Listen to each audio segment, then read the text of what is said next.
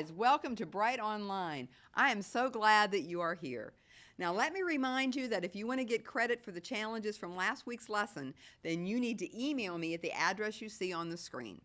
If you're going to do memory work, I will call you. Otherwise, you can send me the information about what you did, and I will punch your punch card. Now, why would you want to do that? Everybody gets a punch card that looks like this, and every time you earn a punch, I will punch your card. Once your card is filled, I will personally bring the prize basket to your home so you can pick out your prize. Right now, we've got the special COVID 2-for-1 deal, so if you get one prize, you get to pick out a second free. Now, last week I got to go visit Blake Ariel. Maybe this will be your week. Now, there is one other way that you can get a prize punch, and that is to listen for the mystery word of the lesson. You never know when in the lesson I'm going to say it, so listen carefully. Email me with that word and you will get your card punched. Okay? So are you ready? All right, let's open up with prayer today. Will you pray with me? Dear God, thank you for your word. Help us to listen and learn and apply what we learn. Thank you for Jesus. Thank you for being with us. In Jesus' name, amen. All right, as you can see, I am all decked out in my warm-up clothes because I'm in training, getting ready to do some impossible challenges, and I want you to do the challenges right along with me. So we're going to do some things that for some people are impossible, and for other people, they're not. So we're going to find out where you fit in this range. So please email me and tell me which challenges you were able to do, okay? So are you ready? All right, so we're going to start out. And we're going to see if we can put our hands above our heads and touch our elbows. So are you ready? Hands above your heads. See if you can touch your elbows. Almost. I can't do that one. How about you? You guys able to do it? All right, let's try this one. Can you touch your nose with your tongue? Are you ready? Let's give it a try. Here we go.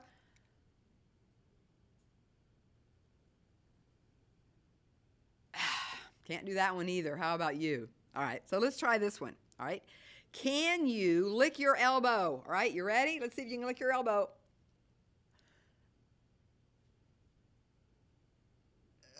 Afraid I can't do that one either. All right, so let's try this one. Can you rub your belly and pat your head at the same time? Are you ready? I think I've got this one. How about you? Can you do it? All right, now we're going to end with one I know I can do, and some people can't. All right, we're going to see if you can do the Star Trek Vulcan salute. Make a V like that. Live long and prosper. Can you do that? So how did you do? Impossible challenges are kind of fun to try, right? And that's what we're going to be talking about today. We've got an impossible situation, but we serve an impossible God, so we'll see what happens in our story. The questions we're going to talk about today are these. Why should we trust God when we face obstacles? How does God use people to carry out his plan? And what can I do when I face impossible odds? Let me read those to you again. Why should we trust God when we face obstacles? How does God use people to carry out his plan? And what can I do when I face impossible odds? Now, we find today's story in the Old Testament in the book of 1 Samuel chapter 17. So let me turn to that, okay? There's 1 Samuel. Now we'll get over here to 17. Almost there, went too far. Not far enough. 1 Samuel 17. Now, 1 Samuel is one of the history books in the Old Testament. And the history books tell us about God and his relationship with the Israelites, how they got to know each other, follow God's laws, all of those things. Now, there are 12 history books in the Old Testament, and we're going to say those 12 together. So I want you to repeat after me. Are you ready?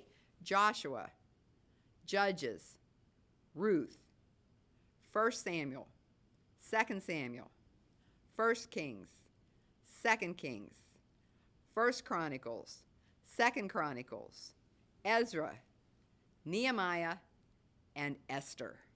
And those are our books. Very good. So we started out with an impossible challenge, and I'm sure you guys did much better than I did on the impossible challenges.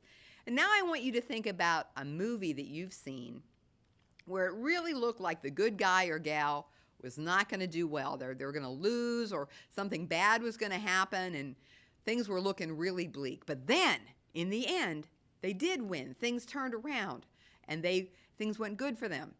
So have you got that movie in mind? Okay, the movie that comes to mind for me is Star Wars. I'm a big Star Wars fan, and I think about the first Star Wars that was released, Episode 4. You have Luke Skywalker in his X-Wing, and he's flying down the crevices of the Death Star. He's got to make an impossible shot. He's got to hit the target exactly so that the generator will blow up and the Death Star will be destroyed. And he's barreling down the crevices, but Darth Vader is right behind him, and Darth Vader has him in his sights. I've got you now, Skywalker. And just as he's ready to let go and take Skywalker out, Han Solo comes swooping down in the Millennium Falcon, and he knocks Darth Vader flying off into space. It's all clear, kid. And Luke goes down that crevice, and without the use of a computer or anything else, just trusting in the Force, he fires, and it goes right where it needs to go, and he peels off into space, and the Death Star explodes into a million pieces. That's what we're talking about. We love those kind of movies. You can also think of Rocky, any Rocky movie. We love to see the underdog win in the end. And I think this would be a good time for me to tell you that the mystery word for this lesson is impossible. That's right, impossible. So be sure to email that to me to get a prize punch on your card. All right. So, we love movies where the good guy wins in the end, where the odds are against him, things look impossible, and that's just what we have for you today. So sit back, relax, and let's watch today's story.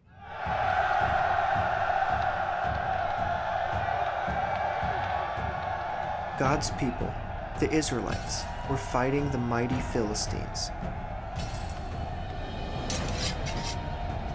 Unfortunately for the Israelites, the Philistines had Goliath. He was their fiercest, scariest warrior, a giant over 9 feet tall. Every day for 40 days, Goliath taunted the Israelite troops. Why bother using your whole army? Pick your best warrior and have him fight me. If he kills me, our army, the mighty Philistines, will become your slaves. But if I kill him, you will be our slaves and serve us. Give me a man and let us fight. Goliath's challenge terrified and discouraged King Saul and his troops. But there was one person who trusted in God and was not afraid.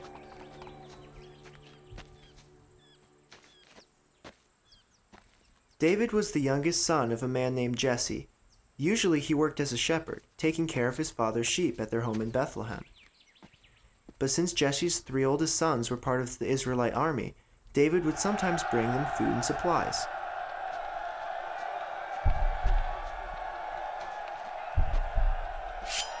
Will nobody fight me? Who does this guy think he is, taunting the armies of God like that? I'll fight Goliath. It didn't take long for the king's men to hear of David's offer, and King Saul sent for him. King Saul, don't give up hope. I'm ready to go and fight. David, this Philistine has been fighting his whole life. No, you can't go out to fight that Philistine. You're just a boy. I've been a shepherd, tending sheep for my father. When a lion or bear came and took a lamb from the flock, I'd go after it, knock it down and rescue the lamb from its mouth. If it turned on me, I'd grab it by the throat and kill it. Lion or bear made no difference. The God who delivered me from the teeth of the lion and the claws of the bear will also deliver me from this Philistine. Go, and may God help you. Saul's men tried to give David heavy armor and a big sword, but David had never used such things, and so he preferred to use his own shepherd's staff and sling. As David went to fight Goliath, he picked up 5 smooth stones from the brook, and put them in the pocket of his shepherd's bag.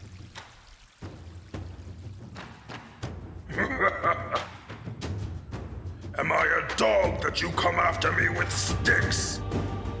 Come to me, and I'll feed your body to the birds. You come at me with sword and spear. But I come at you in the name of the Lord our God.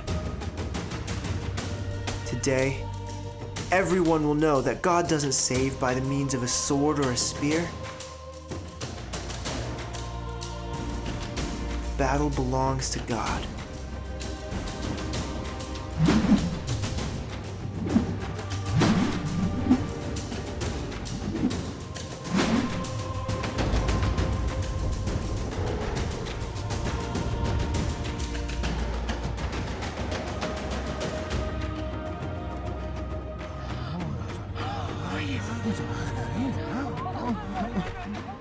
Then David ran up to the Philistine and used the giant's own sword to finish him off. When the Philistines saw that their mighty champion was dead, they ran for their lives.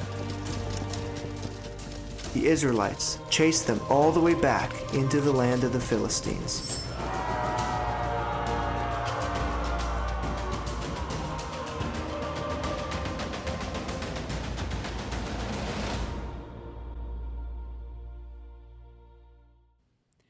In ancient times, the people believed that when an army went to war, their God was fighting with them. So when Goliath called out the Israelite army, he was also calling out their God. And that is what got David so upset. Nobody was going to talk about his God that way. But the Israelite army didn't have enough faith in their God to take Goliath on. So along comes David. Now let's really think about David for a minute, okay? So David is first of all a teenager. Now some of you might have teenage brothers or sisters.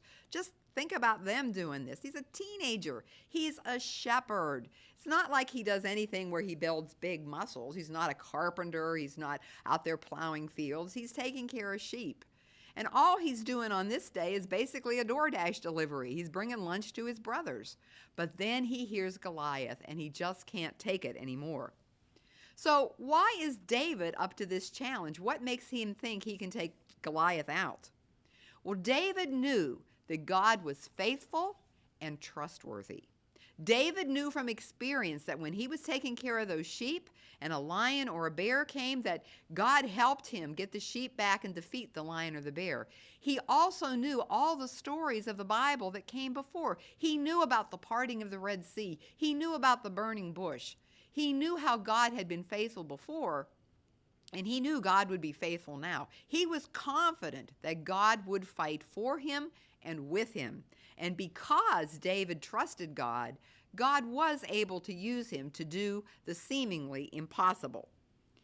Now, David had great experience fighting lions, tigers, and bears, oh my, but that is not what saved him. The hero in this story is not David. The hero is God. God worked through David to help him defeat Goliath. So, do we ever have to face things that seem impossible? Well, we may not ever have to face a 9-foot giant, and I certainly hope we don't, but we do have to face impossible things.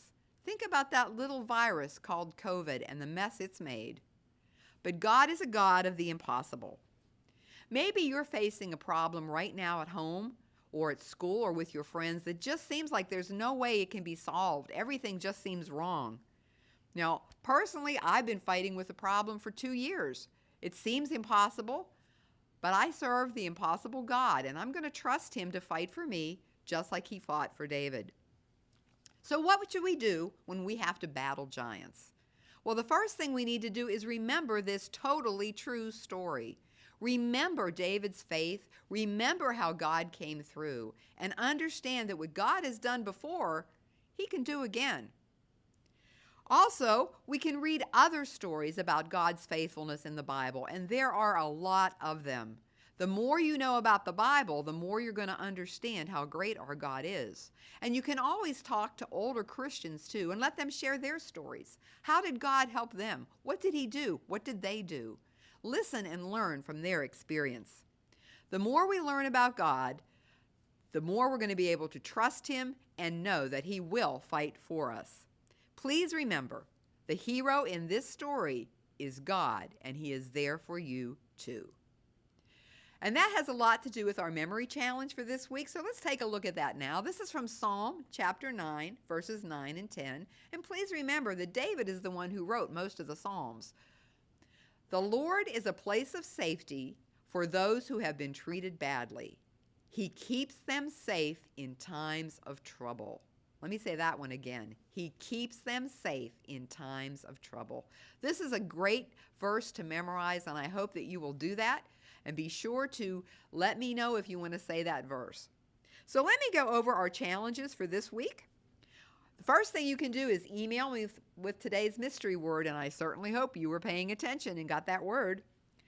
Then you can email me and tell me you want to say the memory challenge, in which case I will call you to do that. The other two things I want to encourage you to do this week is draw a comic strip version of this story. I'm going to ask you to use 7 panels, and why 7? Well, in the Bible, 7 is the number of completeness, so that sounds good to me. But draw a 7-panel story of this story, and just go ahead and scan it to me, and you will get credit for it. And the other thing you can do is do a little research and find some other Bible verses or other Bible stories that tell about God's faithfulness. Just email me with the story or the reference, and I will give you your prize punch.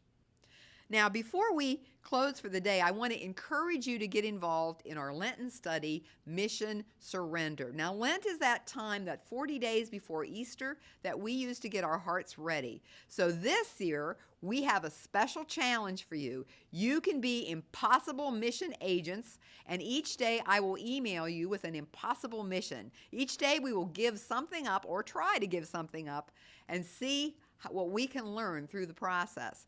Everyone who participates in this will get a punch on their card. And I have tracking sheets for you and everything. All you need to do is email me and say, I'm in, count me in, I'm ready. And I will go ahead and add you to the list of people who will get the daily messages. This all starts February 17th, so I hope that you will join us for Mission Surrender. Be sure to check your emails tomorrow. You'll have all the information on the challenges, and I hope to see you again next week for Brite Online. Take care.